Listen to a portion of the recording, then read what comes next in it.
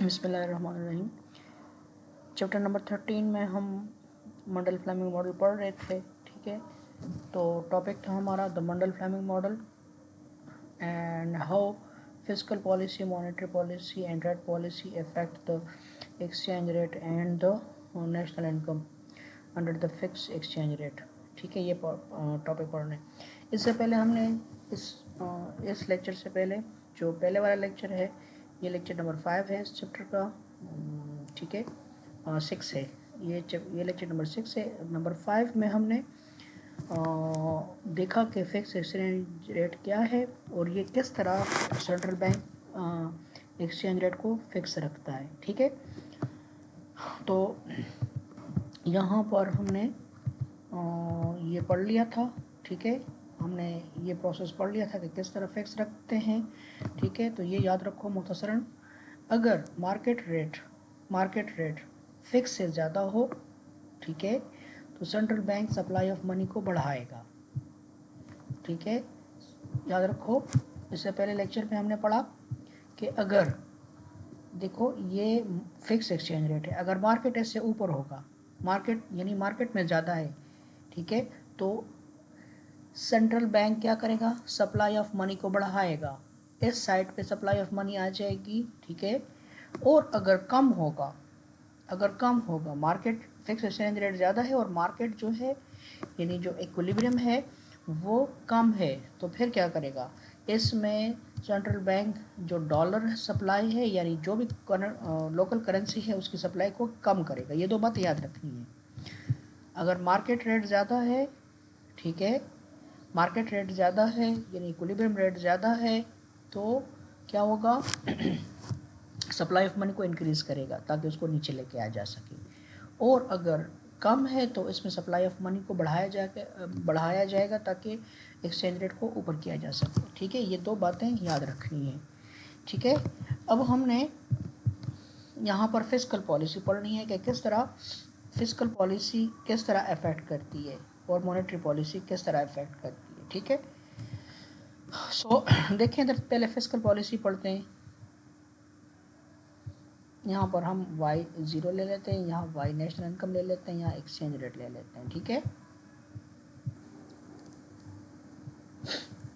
यहाँ 0 ले लिया, यहाँ नेशनल इनकम ले लिया, यहाँ एक्सचेंज रेट। इनिशियली हम देखते हैं कि लेट सपोज ये हमारे पास फिक्स एक्सचेंज रेट है, ये ई, इस एक्सचेंज रेट पे ये हमारे पास जो है IS कर्व है।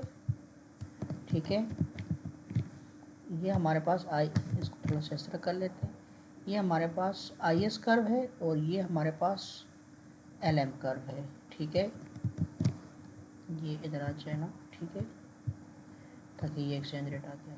तो यहाँ पर हमारे पास y1 नेशनल इनकम आ गई, this is LM curve and this is IS curve. Okay, ये हमारे पास फिक्स एक्सचेंज रेट हो गया। ठीक है, ये आपका क्या हो गया, ये आपका एक्सचेंज रेट हो गया। अब फिस्कल पॉलिसी, कौन सी पॉलिसी पढ़ रहे हैं, फिस्कल पॉलिसी पढ़। ठीक है, ये डायग्राम आपने इनिशियली सबके लिए बनाना है, ये डायग्राम सबके लिए इनिशियली बनाना है। अब फिस्कल पॉलिसी में क्या होता है, जी को इंक्रीज किया जाता है, ठीक है, या टी को डिक्रीज किया जाता है।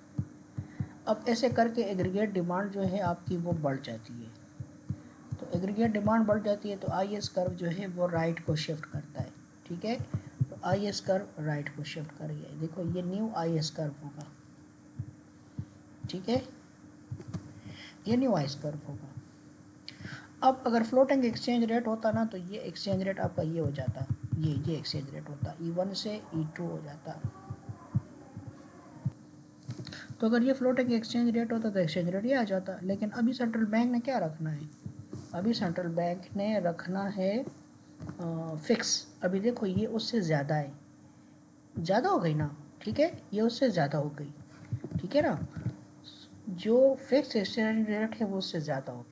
अब क्या करेगा, इसको नीचे लाने के लिए क्या करेगा, सप्लाई ऑफ मनी को क्या बढ़ाएगा, इसको करने के लिए वो सप्लाई ऑफ मनी बढ़ाएगा। और कितनी बढ़ाएगा, इतनी बढ़ाएगा कि ये न्यू IS और न्यू LM कर्व यहाँ पर आ जाए।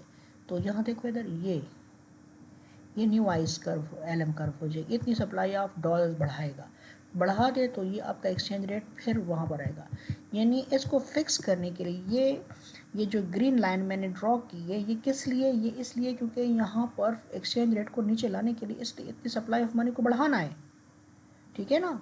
तो अगर सप्लाई ऑफ मनी बढ़ा दें तो फिर यहाँ पर एक्सचेंज रेट क्या हो जाएगा, this is fix exchange rate पे आ जाएगा। सो this is fiscal policy, simple is that.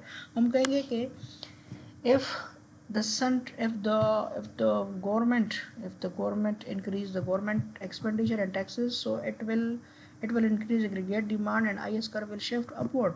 So when IS curve shift upward, so the market exchange rate increases from E1 to E2, ये बढ़ जाता है, एक्सचेंज रेट बढ़ जाता है।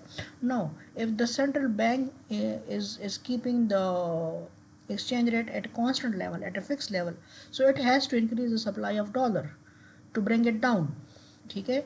सो जब ये करेगा तो न्यू एलएम कर्व आ जाएगा, न्यू एलएम कर्व जो है वो ये आ जाएगा, और यहाँ इस करते हुए आपका क्या हो जाएगा, नेशनल इनकम बढ़ जाएगी और एक्सचेंज रेट फिक्स रहेगा। So this is the fiscal policy. Okay, now come to the monetary policy. अब देखो इधर, let's suppose this is IS curve, this is IS curve and this is LM curve, or this is the fixed exchange rate. Let's suppose this is E is the fixed exchange rate. Okay, अब ये exchange rate E fix है हमारे पास। Okay, this is the fixed exchange rate. Okay,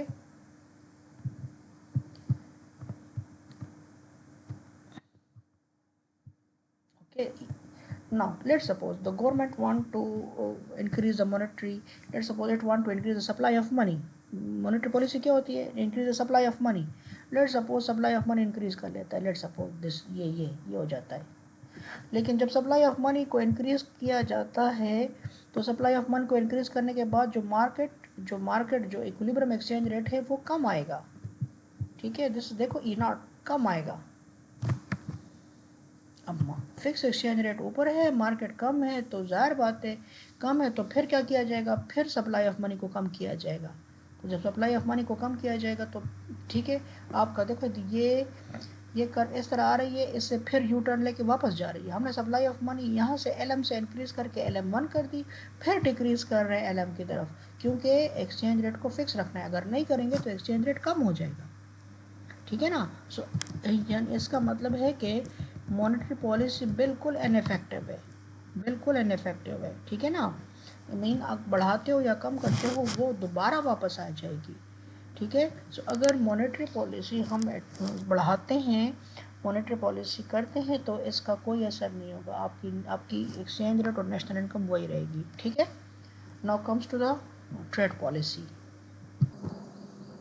last में हम पढ़ लेंगे trade policy, ठीक है। सो ट्रेड पॉलिसी यूजुअली क्या होती है, टैरिफ लगाया जाता है एक इम्पोर्ट्स पे, ठीक है।